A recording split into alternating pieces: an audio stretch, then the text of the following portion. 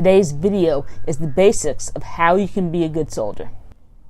Hi, I'm Kylie, just another Army vet. I make military, veteran, and medic content. Let's get right to it. There are 5 things you have to do to be a good soldier. And if you hang around till the end of the video, I have one bonus tip for you. Tip number 1 is probably the most important tip of them all. This tip sums up the Army and the military. 90% of the time, being a good soldier boils down to just 4 things: correct uniform, correct location, correct time, and correct attitude. Show up 10 to 15 minutes early to all formations, work calls, and movements. Make sure you're wearing the correct uniform, and make sure that you're in the correct location. And when you get to work, have a good attitude. That is it. If you can master those 4 things, it will make your time in the Army a whole lot easier. Tip number 2, do PT on your own. Depending on what kind of unit you're in, you'll most likely be doing PT with your unit. Just understand that even if your unit does PT 5 times a week, PT with your unit is considered to be maintenance. If you want to improve your PT score, you need to make the time to go to the gym and work out on your own. And this is especially true because of the new ACFT. Tip number 3, volunteer for things and take initiative. Disclaimer, this does not apply during basic training and AIT. Do not volunteer for things at basic. If you do, you'll end up on some horrible detail most of the time. Now, when it comes to going to your duty stations, you will have opportunities to go to such classes as combatives, air assault, HAS-10, and hundreds of others. Take advantage getting in some military education. It's a good way to get a break from the unit and to earn some promotion points. Also, take initiative when it comes to leading missions and getting things accomplished. If your NCOs see that you're motivated, they'll be more likely to put you in for promotion waivers. Tip number 4, keep accountability of yourself, your gear, and any equipment that you sign for. So, what does keeping accountability of yourself mean?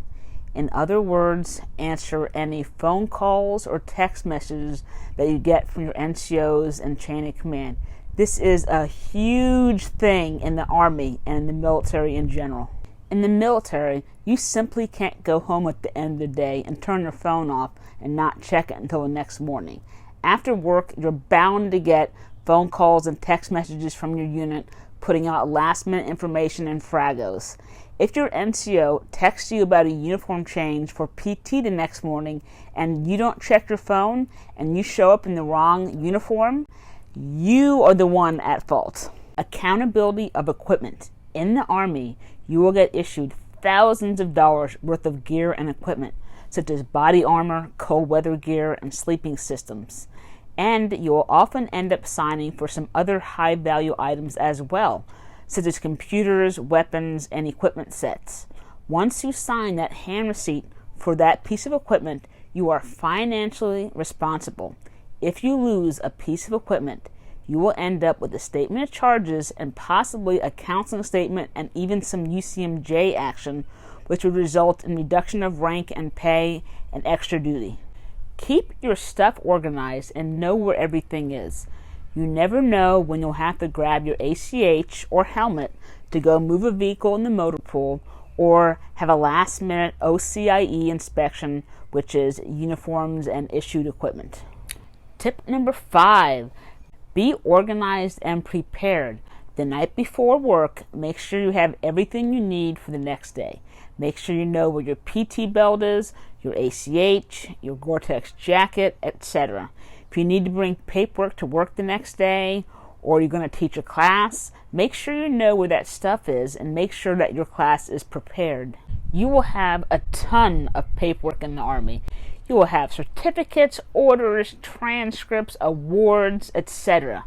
You will need to keep track of all that stuff and put it into an organized I Love Me book. I will make a video walking through how to set up an I Love Me book binder. Once I make and post that video, I'll put it up above me here. You will also have a lot of yearly online classes and training that you will have to complete, such as cyber awareness and SEER. Once you complete a class, you will print it out, and generally you will give it to your NCO, who gives it to the training room. Whatever you do, just be sure to make a copy for yourself. Paperwork has a nasty habit of going missing in the Army. Always make a copy of everything. Never give anyone a sole copy of a document that you have, including leave paperwork.